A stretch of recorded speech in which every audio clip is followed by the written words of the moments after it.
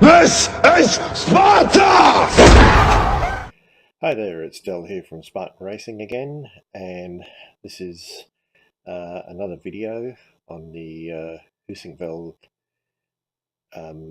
sprints that I have. Had them for about a week now. Really happy with them. They are definitely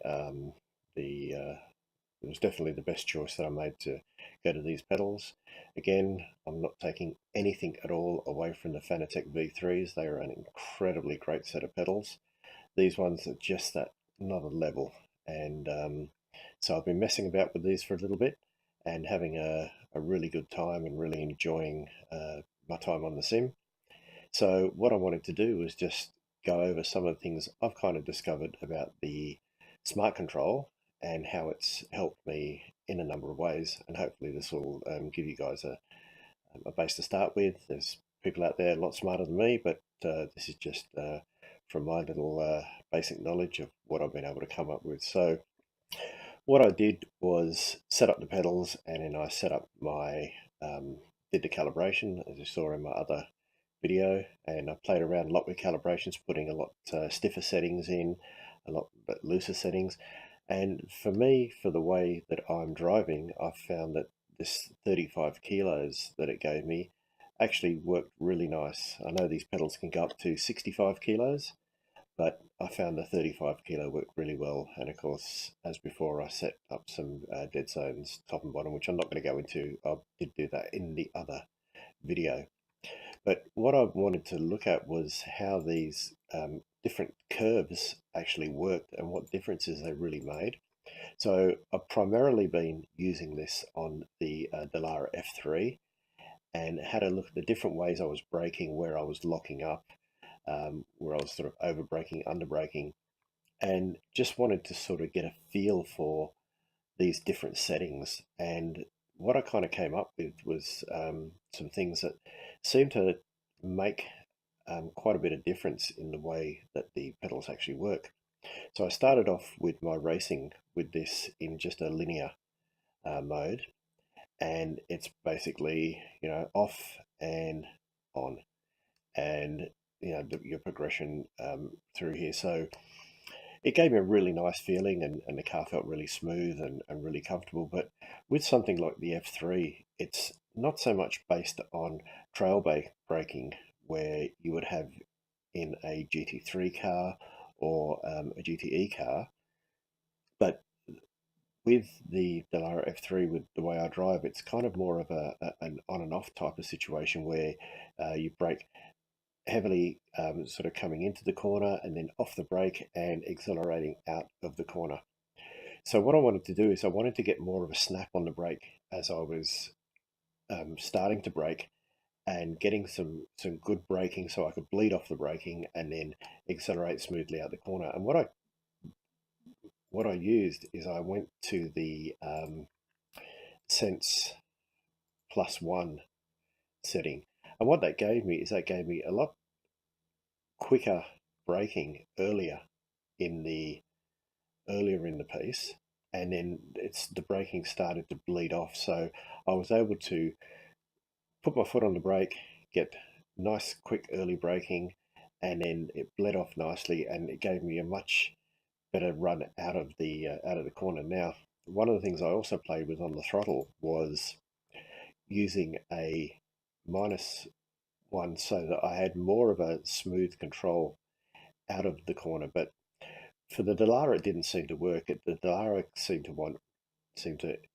well, the way I drove, it seemed to actually give me I was getting a better response from the car just keeping this linear.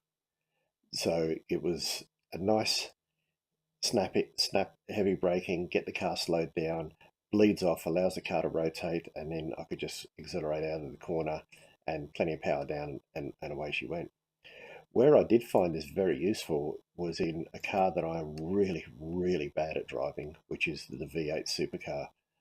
And I've always had a lot of trouble with the V8 with the acceleration out of the corner. I see some of these guys in the V8 scoops who are just so good, and they're so smooth, but you even sometimes see them really give it a kick out of the corner, because doesn't take very much in a V8 to get the power down, and the car starts sort of fishtailing up the road.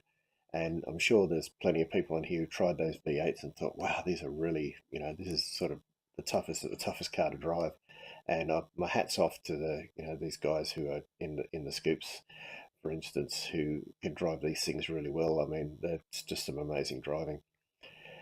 But where I did find now is I was able to start getting the car smoother around the track, and I was actually completing laps, which, yay for me. And what I did is I reduced the amount of immediate input of the acceleration. So using the sense -1 and the sense -2, what it did is it gave me a much later acceleration curve prior to getting on the power. So it allowed me to come out of a corner, sort of braking. So what I also did is I actually also reduced my braking down a bit so that I was a little bit, I wasn't braking as harsh in the corner, and that allowed me to be smoother braking into the corner. But what this did with the throttle is it allowed to be a lot smoother out of the corner, and so I could get on the power, but I wasn't getting this massive power bang going down and just flipping the car around and spending more times going around in circles than what I was actually going in a straight line. And after doing this for 5 or 6 times and a number of laps, I actually found that I was getting a much better drive. So this helped with the V8 supercar having this type of curves on the brake and the throttle. Then the next step I went to is having a look at the GT3s. Now that new BMW GT3 in iRacing is a really nice car and just handles really well. The linear response worked really well.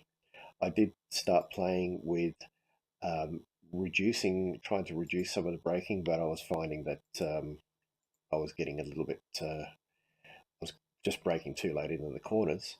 So what I did is I actually stepped up to a similar braking effect as what I had in the Dallara, which was braking early, and getting a lot of power down early in a straight line, and then I was able to bleed off and trail brake around the corner a lot smoother. The linear response worked fine, had no problem with that. I guess in something like the Porsche or those cars have got a little bit more sort of punch in them. Just that BMW seems a lot smoother out of the corners, so that linear response worked really well on the throttle.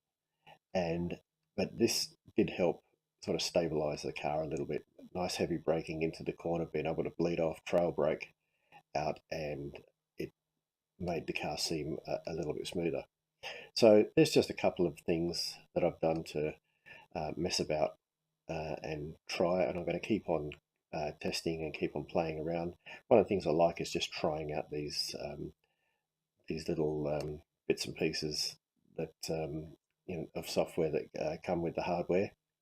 And this has the Heusinkveld have really done a great job with this software, and it can only get better from here. So anyway, that was just a quick video on what I'm playing with at the moment, and hopefully I can get some more great feedback. And thank you again for all your questions. And yes, I have taken note. On my last video I did say a lot. It's a bad habit, so I'm forcing myself not to do it.